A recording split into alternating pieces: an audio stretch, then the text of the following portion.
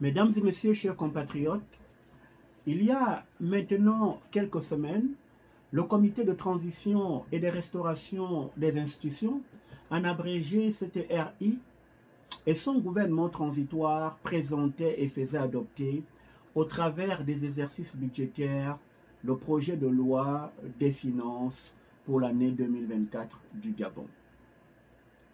Sur la base des hypothèses macroéconomiques arrêtées par ces ministres de l'économie et des comptes publics, notamment du baril de pétrole à 72 $, de la tonne de manganèse à 176,5 $ et du dollar américain à 594 francs CFA, le cadrage macroéconomique et budgétaire a défini le budget de l'État en ressources ou recettes à 4 162 milliards de francs CFA et en charges ou dépenses à 3 602 milliards de francs CFA, soit un solde budgétaire positif ou un excédent budgétaire de 560 milliards de francs CFA.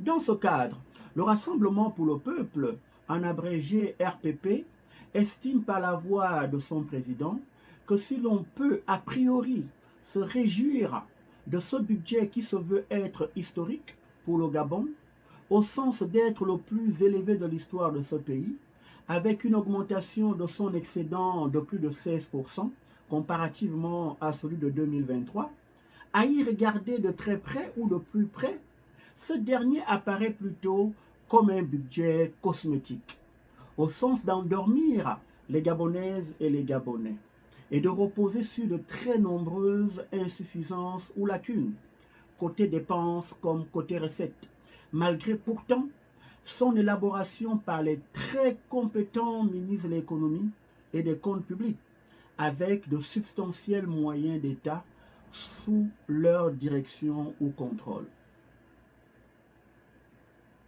Ainsi, du côté des recettes ou ressources, 1. Ce budget 2024 est révélateur d'une certaine déconnexion par les ministres de l'économie et des comptes publics de la réalité de l'environnement économique et financier mondial. Ce, de par l'adoption par ces derniers d'hypothèses plus qu'optimistes, voire assez surréalistes, d'un prix de baril de pétrole à 72 $ et de la tonne de manganèse à 76,5 $ dans un contexte anticipé de récession économique mondiale.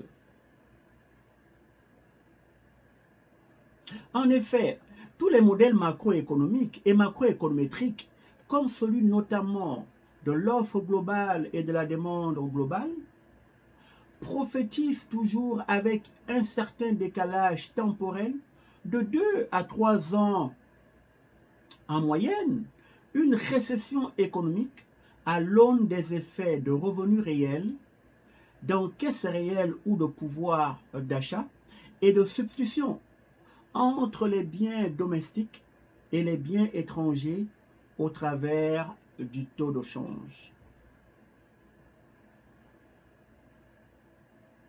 C'est donc cette récession économique mondiale qui semble se profiler à l'horizon au cours de l'année 2024, en raison de l'inflation mondiale actuelle, issue de la guerre Russie-Ukraine et de la reprise économique mondiale après la grande pause liée à la pandémie de la COVID-19.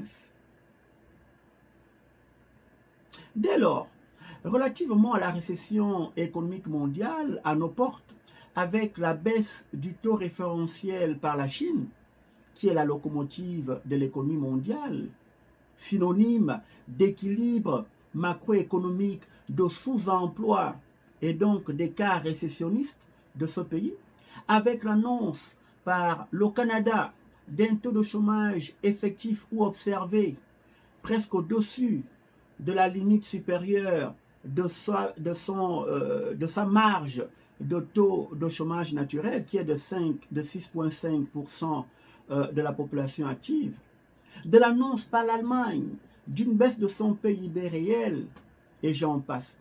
La question que nous sommes en droit de nous poser est celle de savoir comment les ministres de l'économie et des comptes publics du Gabon comptent-ils vendre à 72 $ le baril de pétrole, intrant très important dans la chaîne des valeurs, dont le prix est déterminé sur les marchés internationaux selon la loi de l'offre et de la demande, alors que la demande mondiale de ce dernier, venant de la Chine et de l'OCDE, sera en berne en raison de la récession économique mondiale anticipée. 2. Ce budget 2024 est relativement à la médiocre performance continue de l'économie gabonaise, révélateur d'un montant en ressources propres de 2835 milliards de francs CFA et des ressources d'emprunt ou d'endettement de 1297 milliards de francs CFA, aux énormes coûts d'option pour le Gabon et les générations futures, sans réelle contrepartie positive, attendue à l'instar de l'endettement antérieur. En effet, si le budget prévisionnel 2024 du Gabon révèle un montant total des recettes de 4 162 milliards de francs CFA, celui des recettes ou ressources propres n'est en réalité que de 2 835 milliards de francs CFA, soit 68,1%, contre 1297 milliards de francs CFA, soit 31,9% des ressources d'emprunt que le CTRI et son gouvernement transitoire ont voulu occulter dans le tableau synthèse de l'évaluation des recettes budgétaires en les pages 35 et 38 du projet de loi des finances 2024. Dès lors, c'est un budget prévisionnel 2024 qui maintient le Gabon captif dans le statut de mendiant international, au sens de le contraindre à l'emprunt durable auprès des bailleurs de fonds internationaux. Malgré pourtant le potentiel naturel énorme de ce pays et les substantielles sommes d'argent saisies dans les demeures des tenants de l'ancien pouvoir, spoliées à l'État et détenues dans un compte séquestre domicilié à la BGFI en lieu et place du trésor public gabonais, ce au mépris du peuple et du principe de l'unicité de caisse.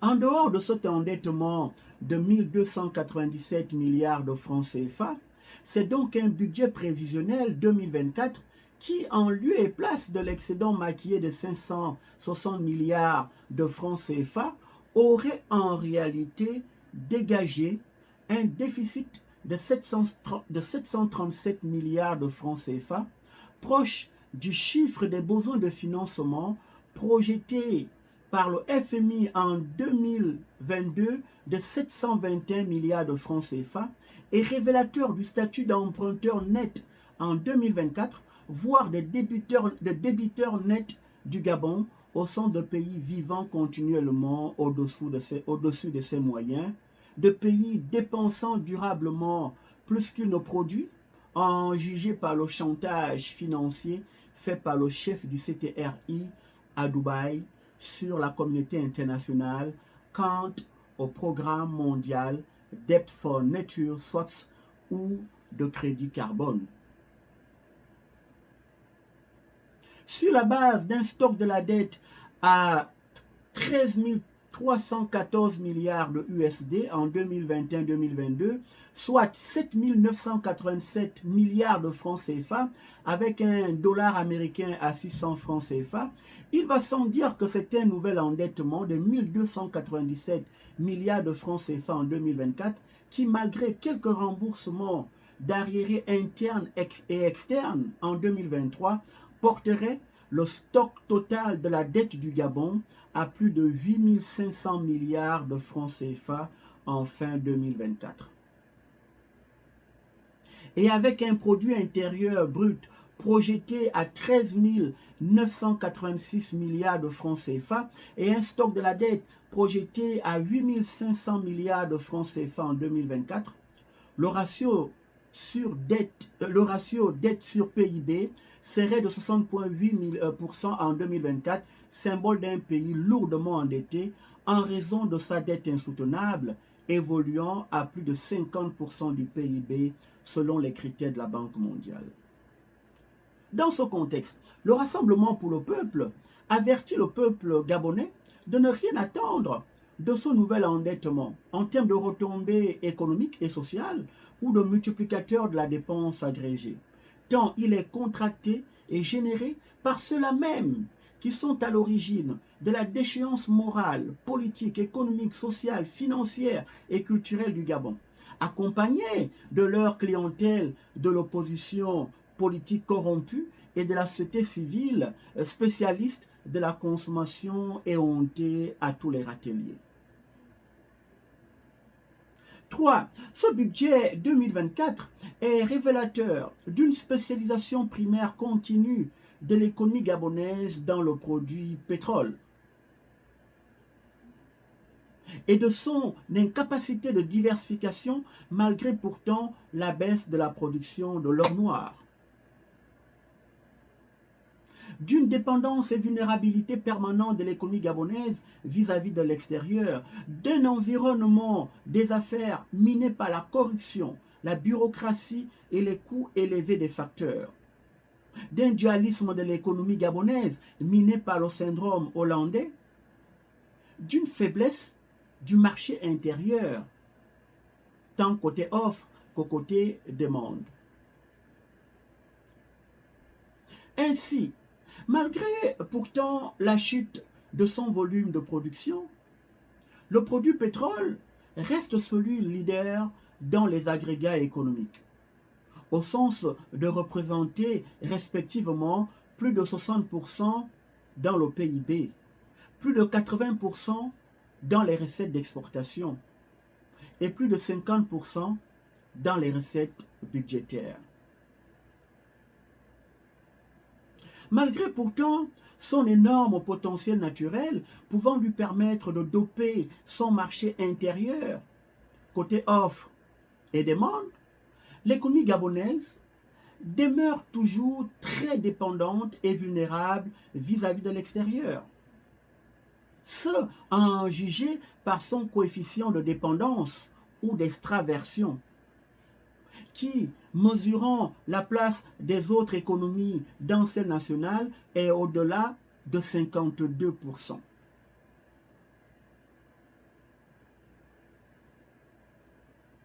Malgré pourtant l'esprit d'entrepreneurship de sa population, l'environnement des affaires reste miné par une bureaucratie et une corruption endémique, entretenue par les politiques et les fonctionnaires véreux, qui désincitent à l'investissement en empêchant les deux effets de revenus et de capacité productive de ce dernier de jouer.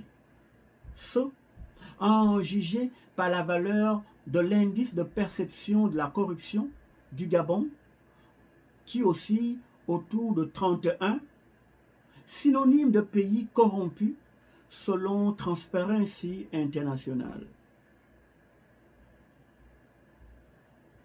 Malgré pourtant son énorme potentiel naturel, l'économie gabonaise reste toujours marquée par un dualisme entre le secteur pétrolier hypertrophié dans les agrégats économiques et le secteur non pétrolier atrophié dans ces mêmes agrégats économiques, synonyme de souffrance du syndrome hollandais dont l'État PDG Bongo n'a pu empêcher le jeu des effets de déplacement des ressources productives et de dépenses en raison de sa malveillante gouvernance, alors qu'il aurait dû servir de pont entre les deux secteurs, de par le financement de l'investissement dans le secteur non pétrolier, avec les hauts revenus en devises générés par la vente du pétrole, de par l'investissement dans les infrastructures de base, routes, ports, aéroports, et j'en passe,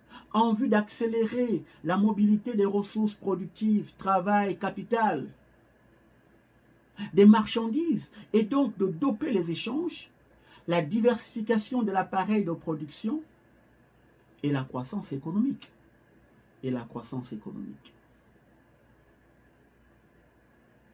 4. Ce budget 2024 est révélateur d'une pression fiscale et sociale énorme sur les entreprises et les ménages salariés. Faute de pouvoir diversifier et rendre compétitive l'économie gabonaise. En effet, incapable de jouer sur l'effet quantité à la hausse par l'élimination des goulets d'étranglement de l'économie gabonaise, susmentionnée, et la mise en œuvre des politiques économiques structurelles de diversification et de dynamisation de la compétitivité prix et qualité de ce dernier, le CTRI et son gouvernement transitoire préfèrent faire la fuite en avant en continuant à jouer sur l'effet prix à la hausse de par l'application d'une fiscalité prohibitive, à en juger par les taux d'imposition en moyenne de 32,5% sur les personnes et les sociétés en République gabonaise. C'est donc sur la base de ces taux d'imposition prohibitifs que le très compétent ministre de l'économie transitoire s'est gargarisé d'avoir recouvré les recettes fiscales à plus de 180%, soit 80 points de base au-dessus de l'objectif, et les recettes douanières à plus de 120%, soit 20 points de base au-dessus de l'objectif. Or, cette grande pression fiscale et sociale exercée sur les entreprises et les ménages de la part d'un ministre de l'économie en quête effrénée d'argent public et déconnectée du fonctionnement efficace d'une économie ne va engendrer, au travers des effets Laffer, de revenus et de capacités productives, que des incitations à l'investissement et au travail, fuite des capitaux vers des pays plus attractifs fiscalement, inefficacité allocative des ressources productives, retardement de l'industrialisation et de l'autosuffisance alimentaire du Gabon.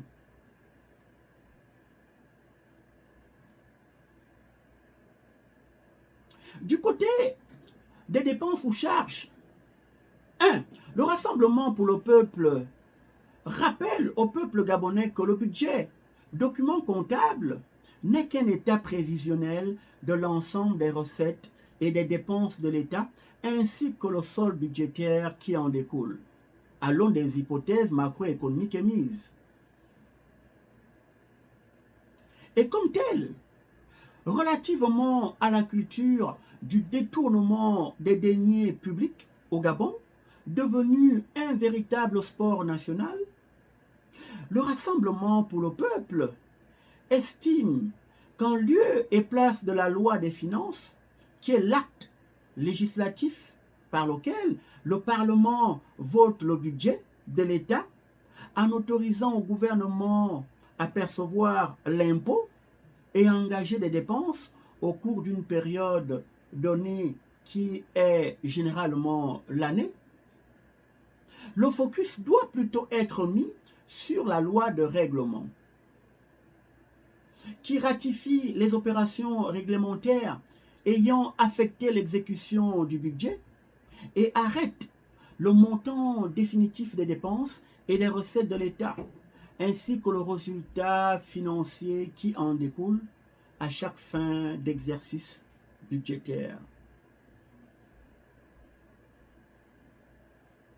Dans ce cadre, les ministères et comptes spéciaux suivants, à savoir construction, logement et équipement collectif, avec un budget alloué de 251,6 milliards de francs CFA, éducation nationale 234,3 milliards de francs CFA, défense 193,5 milliards de francs CFA, enseignement supérieur et recherche scientifique 159,3 milliards de francs CFA, les comptes spéciaux, pensions 99 milliards de francs CFA, entretien du patrimoine routier de l'État, 50 milliards de francs CFA.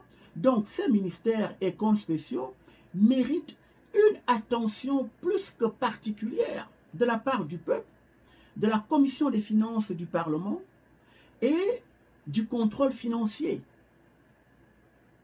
c'est-à-dire du service du contrôle financier, évidemment du ministère des Finances, sur cette loi des finances 2024. Car elle leur allut de substantiels montants d'argent public susceptibles d'être détournés pour des finalités obscures.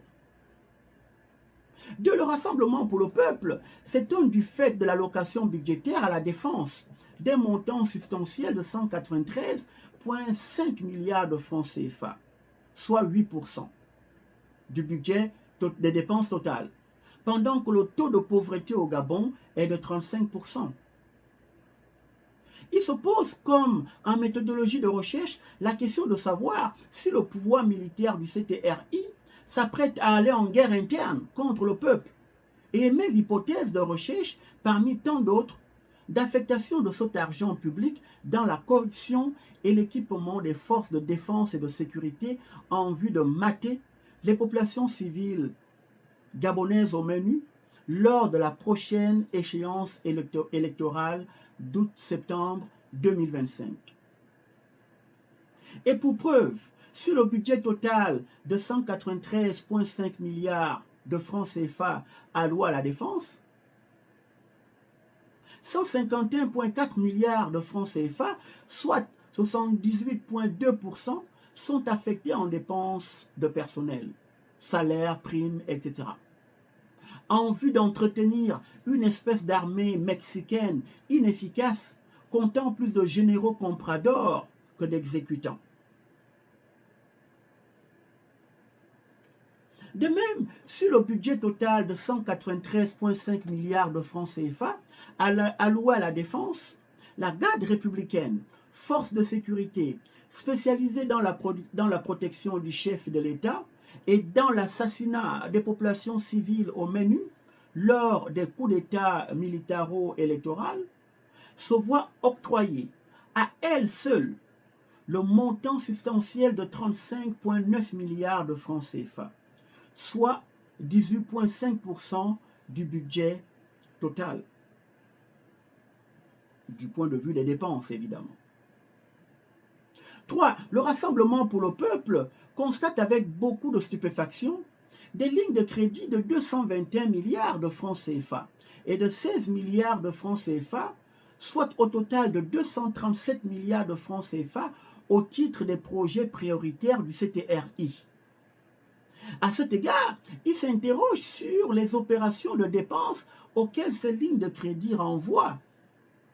De même, il se demande si le CTRI est en République gabonaise reconnu comme une institution à part entière pour bénéficier sans justification aucune de l'argent public à hauteur de centaines de milliards de francs CFA.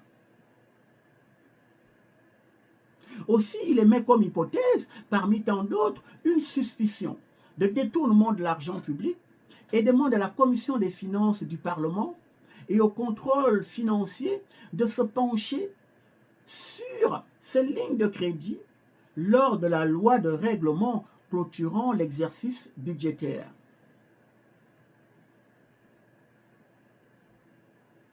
4. Le Rassemblement pour le peuple constate une ligne de crédit qui passe de 14,8 milliards de francs CFA en 2023 à 32,8 milliards de francs CFA en 2024, au titre des financements extérieurs pour de nouvelles conventions, soit une hausse de 121%.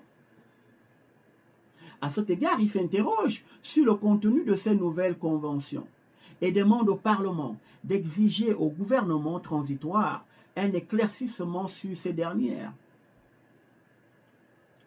Il s'interroge sur la pertinence de toutes ces conventions qui ont préséance sur les lois nationales, constitutionnelles, organiques, ordinaires, avec un coût d'option assez prohibitif en matière de logement, de santé et d'éducation pour les Gabonais. Aussi, il préfère dénoncer ici et maintenant ces conventions internationales, quelquefois inutiles, mais surtout coûteuses pour le Gabon.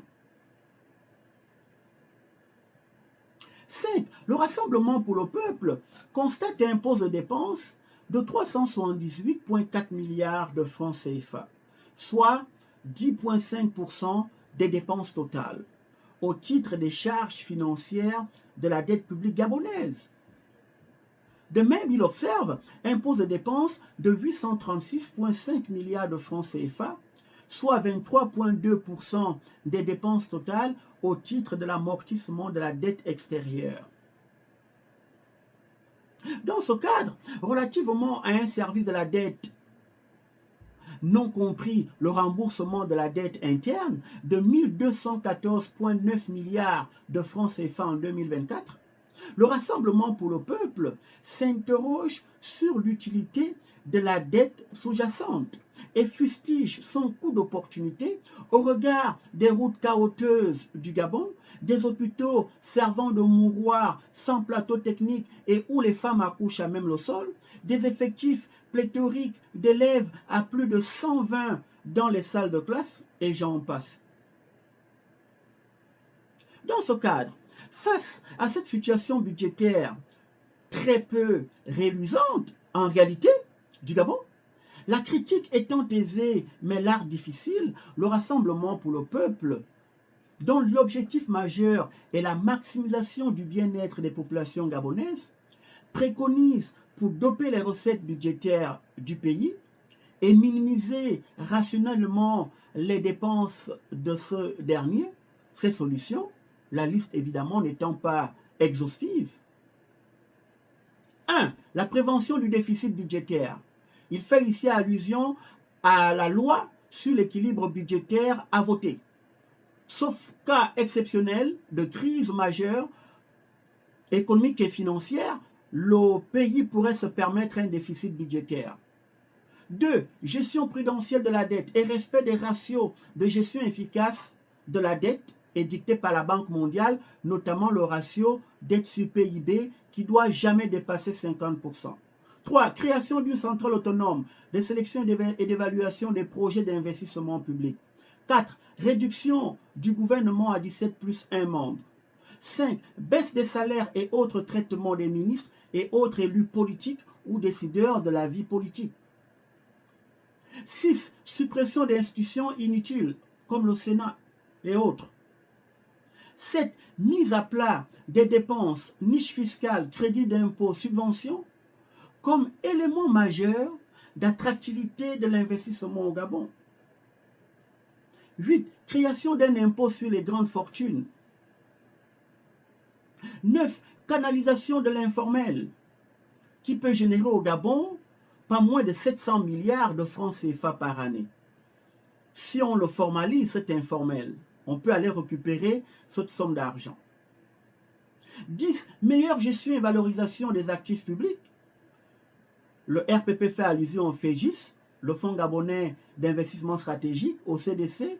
11. Stabilisation du secteur financier et meilleure bancarisation du territoire national en vue d'une mobilisation optimale de l'épargne et d'un financement bonifié des composantes de la demande globale ou agrégée, consommation, investissement, etc.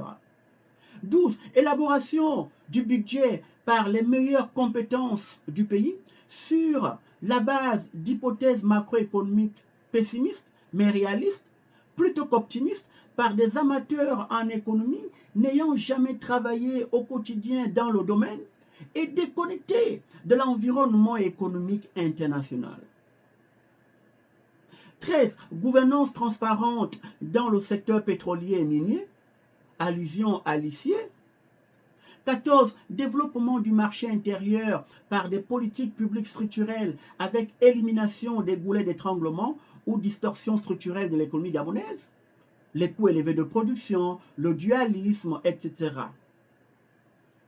15. Renforcement du contrôle budgétaire et financier. 16. Surtaxe sur les produits de luxe. 17. Souveraineté de la politique monétaire et rapatriement des réserves de change en devises domiciliées au compte commun d'opération au Trésor public français. 18. Rapatriement des 18% du pétrole des Bongo au compte de l'État gabonais. Allusion ici à Delta Synergie.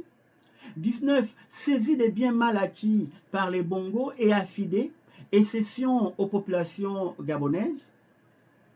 20. Démocratisation outrancière du Gabon, renforcement de l'état de droit et d'une société respectueuse des droits de la propriété, bonification de l'environnement des affaires en vue d'attirer l'investissement étranger direct et de portefeuille. Vive la République, vive le Rassemblement pour le peuple, je vous remercie.